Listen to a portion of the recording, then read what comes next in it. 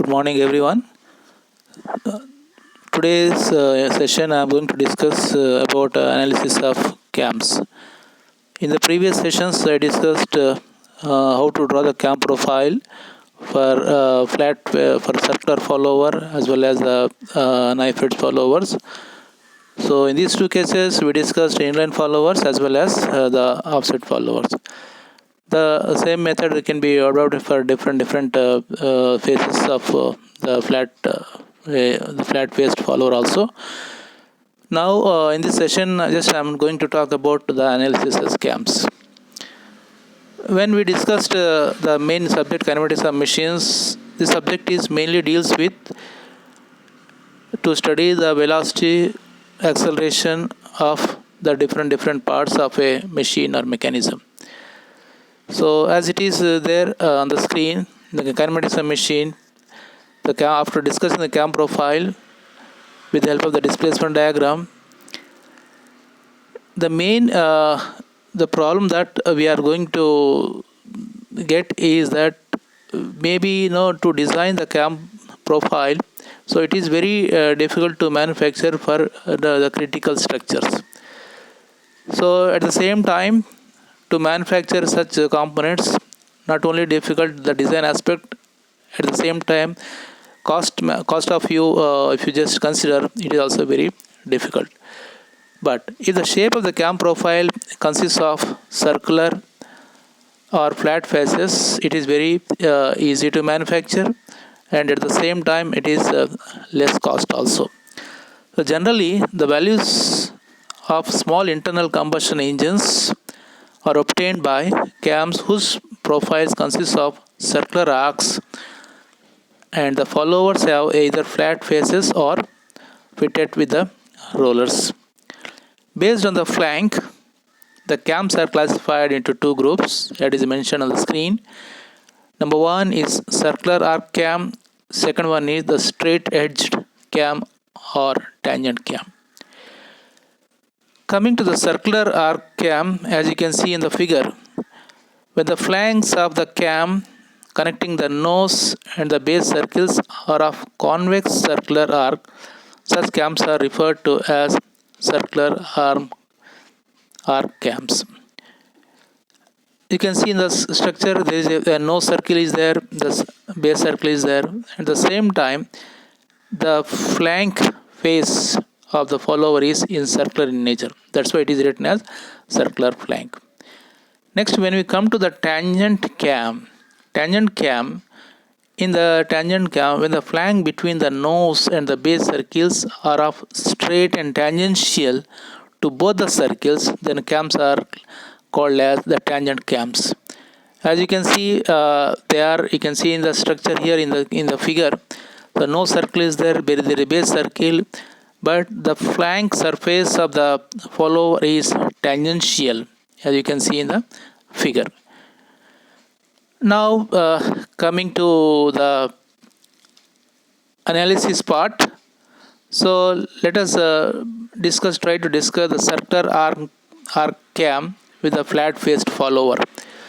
So when the flank of the cam connecting the base circle and the nose are of convex circular arc, then the cam is known as the circular arc cam, as we already discussed.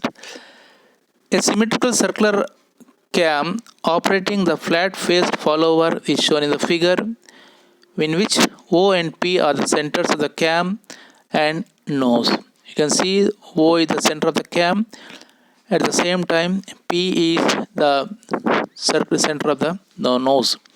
The expression for the displacement, velocity and acceleration of the follower can be obtained in the two cases. That means we are going to find the displacement, and velocity and acceleration of the follower in the case of circular arc cam with the flat faced follower. So there are two cases are there. First case is when the flat face of the follower has contact with the circular flank, that means at the flank surface, and the second case is when the flat face of the follower has contact with the nose. So in deriving the expression of displacement, velocity and acceleration of the follower for the above two cases, it is assumed that cam is fixed and the follower rotates in the opposite sense of that of the cam. Generally, when you just talk about the practical point of view, the cam rotates and the follower has the oscillatory or linear motion. But in this case, we assume that while calculating the displacement, velocity and acceleration of the follower, it is assumed that the cam is fixed and the follower rotates in the opposite direction of the cam, as it is it is shown, all the designations are here. The lift is shown there, the flat faced follower, the base circle, and the nose circle, the apex is shown. So let us try to find out in the first case how to find the velocity, acceleration, the displacement, velocity, acceleration of the follower when the flat face of the follower has contact with the circular flank. That means the face of the follower has a flat surface and it is in contact with the circular flank. That is shown in the figure. So R1 is the radius of the base circle, R2 is the radius of the nose, capital R, which is equal to QD, the flank circle radius, D is the distance between the centers of the two circles, alpha is the angle of ascent, phi is the angle of contact of the circular flank. So it is, all these angles are clearly shown in the figure. Now to find the displacement, velocity and acceleration of the follower, that is the flat faced follower, from the geometry of the figure, the displacement of the follower at any instant for the contact for the circular flank is given by small x, which is equal to BC. From the figure it is OC minus OB, so which can be written as DE minus R1. So in the figure, as it can be written,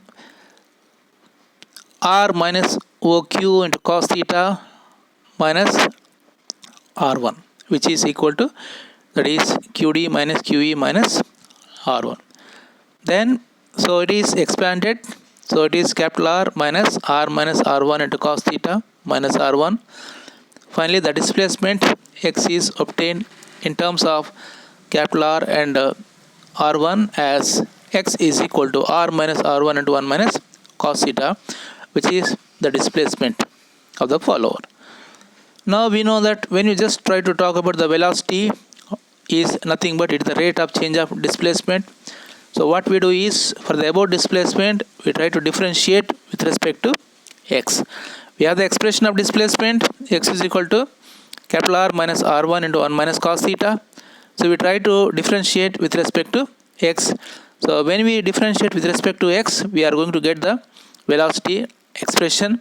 So in the figure you can see, in the screen you can see velocity is equal to v into dx by dt, which is dx by d theta into d theta by dt. So which is, as it is written as d by d theta into r minus r1 into cos theta into omega, because omega is nothing but rate of change of angular displacement, which is nothing but d theta by dt. Therefore in the above expression, d theta by dt is written as omega.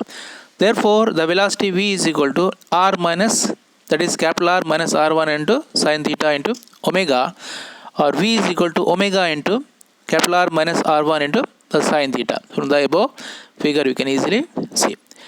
Now to get we got already the velocity of the follower, but to get the maximum velocity of the follower, so from the above expression we see that, so when the beginning of ascent theta is equal to, when theta is equal to 0, the velocity is 0 and it increases as theta value increases. Therefore the velocity will be maximum when theta is equal to 5. Substituting this value, we are going to get the maximum velocity of the follower, Vmax is equal to omega into r minus r1 into sin phi. So minimum velocity of the follower is 0. Similarly, the acceleration of the follower is obtained as follows. The acceleration is nothing but rate of change of velocity.